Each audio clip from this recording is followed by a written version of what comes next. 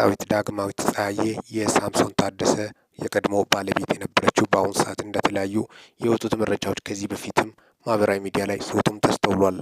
ታዲያስ ዳግማዊት ፀሐዬ አሁን ዛቻ ደረሰብኝ ያለች ነው። ዛቻ እያደረሰባት ያለው ግለሰብ ማን ነው? አድናን ሱልጣን እንደመባል ጭምርም ነው። በውስጥ መስመር እያሰቃያትና አንቺን ምነግርሽን ነገር ካልሰማሽ እኔ እገልሻለሁ በማለትም በተደጋጋሚ ዛቻ ያደረሰብኝ ነው በማለት ለኢትዮጵያ ሕዝብ አቤት እንዳለች ጭምርም ነው።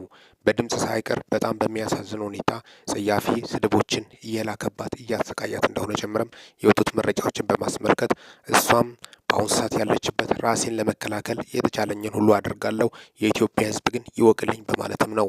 ይህ ግለሰብ ስልክ ቁጥርን በማስቀመጥም ነው በተደጋጋሚ ዛቻና ማስፈራሪያ እያደረሰባት እንደሆነ የወጡት መረጃዎች እሷም እየገለጸች ያለችው። አጠቃላይ ያን በማስመልከት ዳግማዊት ፀሐዬ በአሁኑ ሰዓት መለያየታቸውን ሳምሶን ታደሰ ወይም ቤቢ ባለቤቷ መግለጹ የሚታወስ ነው። ሚኪ ነኝ ከሚኪታ ፎረም። ቻናል ሰብስክራይብ በማድረግ ወቅታዊና ታማኝ መረጃ አግኙ። ሰላም ቆዩልኝ።